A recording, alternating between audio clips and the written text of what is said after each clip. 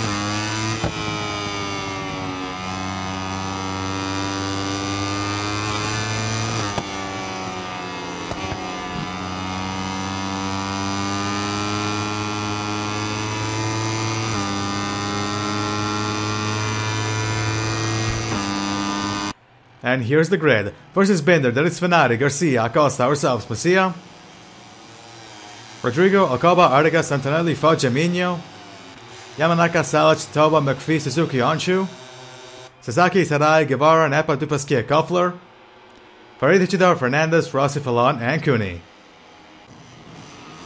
The red lights are on. And we're off in Barcelona.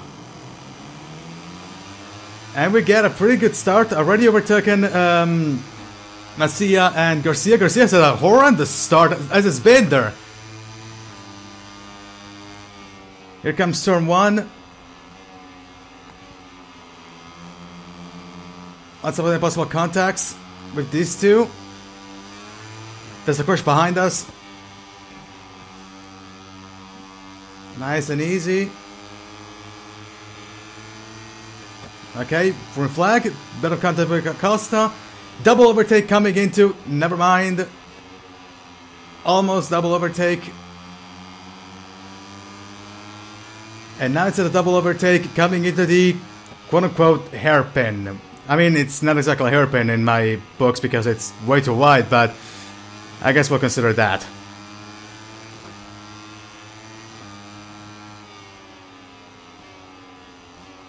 Into turn 7, watch out for curbs, very, very dangerous. Into turn 8. Turn 9. A short straight.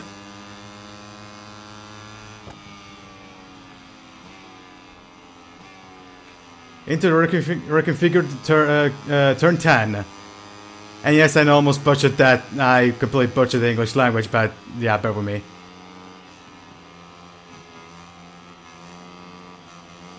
There we go. Now, if this were Formula 1, we'd be going on the right for a chicane, but we're using the old layout from 1991 to, well, 1990, from the mid-1990s up until 2006, into the very, very long straight to finish off lap number 1. You know thing? It was a good idea to actually switch to a highlight style of video, because right now nothing major has happened other than me possibly going to score the fastest lap of the race, and nope, never mind. We got a yellow flag behind us.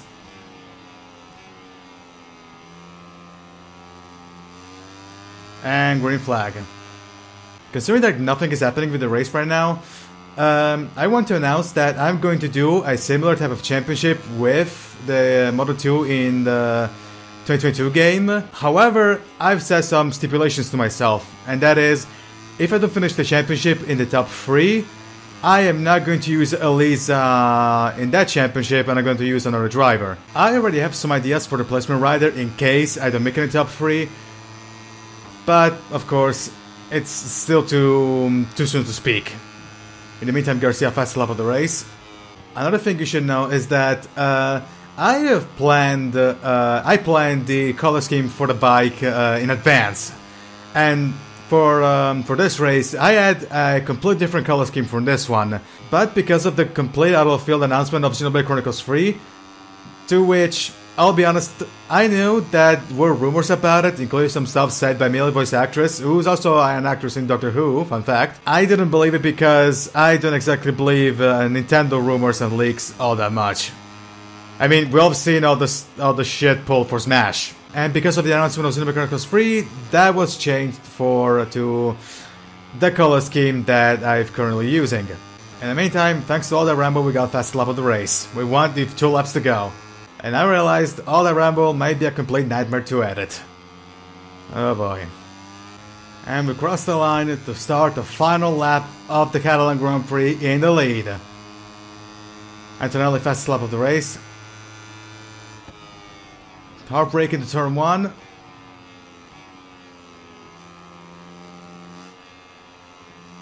Immediately turn 2. And then a very, very long sweep to the right.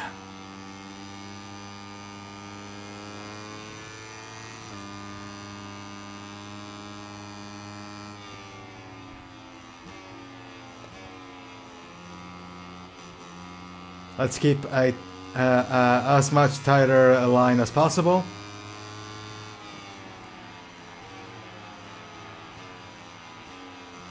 Here as well, there we go, nice and easy.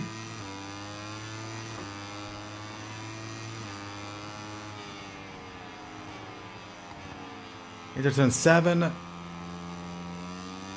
Turn 8 uphill. Turn 9.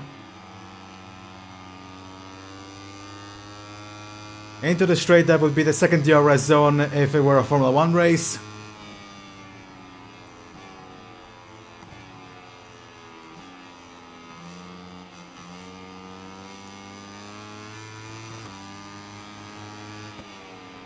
Turn 11, last couple of corners.